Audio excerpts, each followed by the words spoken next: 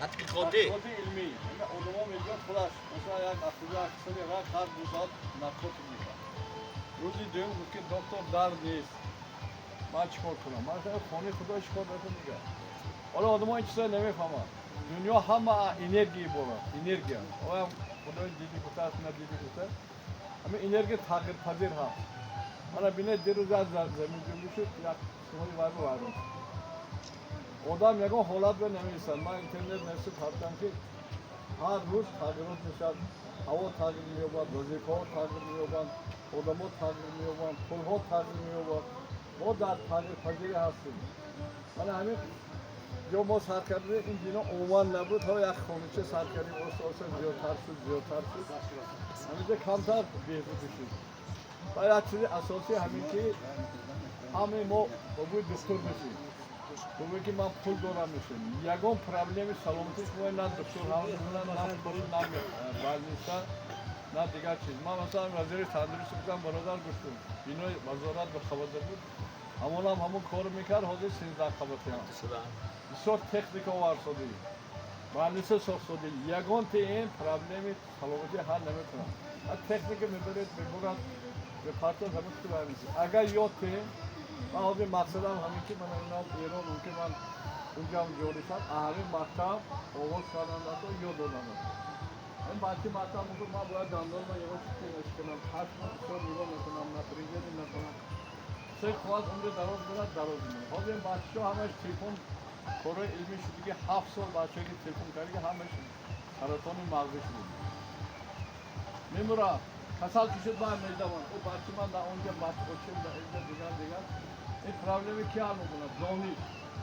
برای همین ما حاضر ترینینگ های بزرگ سازه من از ایران هم گذاردم همون ترینینگ های بسیار که آدمان یک بار یاد میکنه از رسه ما آردن دوخ سویتی و پرسویتی تلگیتیم دیل تا ما یکان خیلی کینه نگیرید بدی نکنید بخیلی نکنید آدمی که کینه دارد سران و درونش سیاه کسلی میزند خنده پرسنده کنید حرکت کنید فاکتور اساسی برای سلامتی در عمری چی یکمش آب و هوا من مثلا خانم لبی دایره دوشنبه و یک روز به 3000 ماشین می‌گذارد بود هوا افلاس همینجا میگم هوا انرژیت کن دیگه اونجا میرم حرکت نمی‌کنم هوا گازابمی گاز حالا که سالای تلفن از طرف همینجا میگم نرم میشد برای چی نرم میشد از مثال نمونه میگیرد نفس میکشد حرکت میکنم دوماش آب برای آب همینجا چای کاره شما نوشیدید اینجا آب چشمه تمامتی هست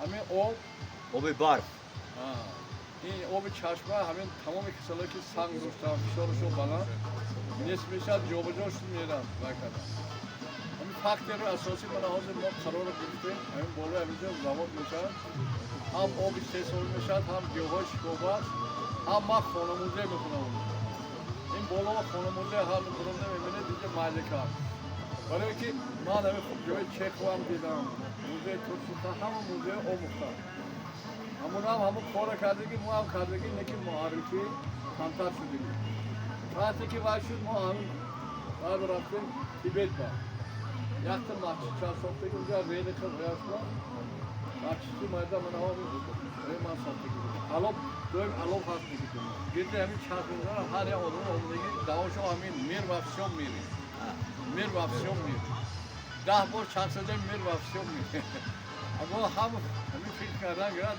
بینو وای نمیشه بینجی من شب این کسی دادم که خانه انستیتوت فلسفه پیشنهاد کردگی باید که همین کنگرس ما پیشنهاد کنیم تمام پرزیدنت های دنیا که جنگ نشد جنگ برای چی میشد؟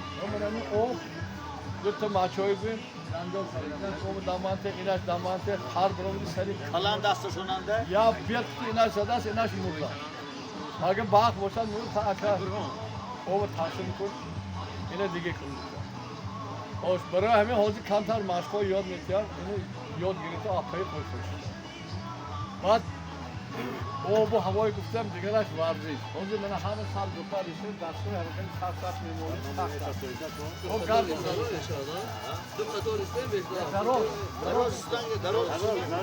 دراز سه دونه دستور پای دست باید تو سخت که مولیده یا برو بالا Havuz mu? Havuz biliyoruz, bir burası ne diyeceğiz?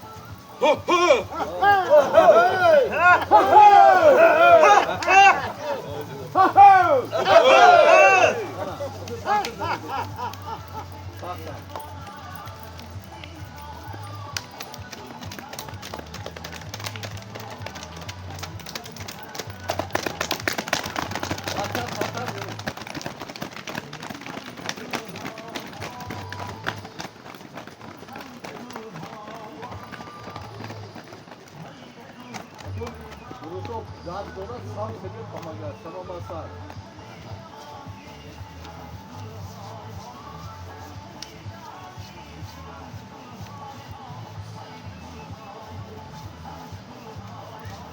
Masih koçka apon sangka bolno ke belum danda.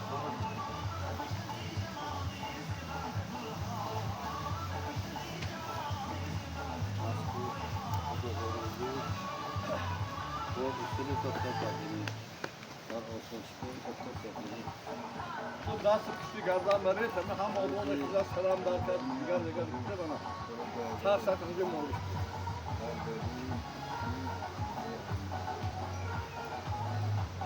Bu şile koy büyüktü üç bunu sağ sakıncı.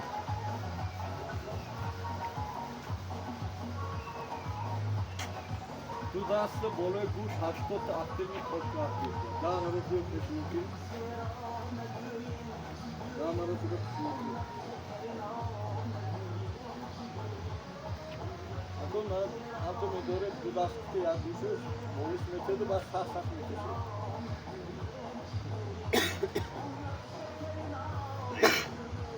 Bu dansı yapıyoruz. Masayı sağ.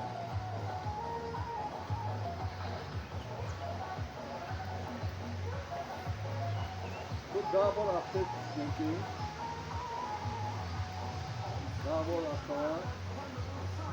Daha bol attık.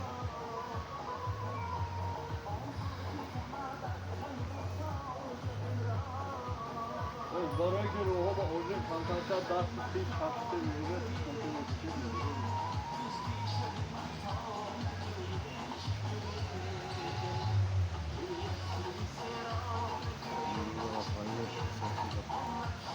Bakın şimdi sonra var.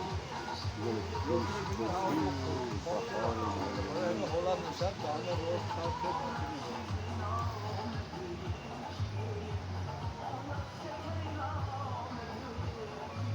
Bakın kasaki zor dora. Lagan evroz zamana ağır migira. Angele beşer zamanı biri ömürü sak olmuş üstünden sak yetişemiyor.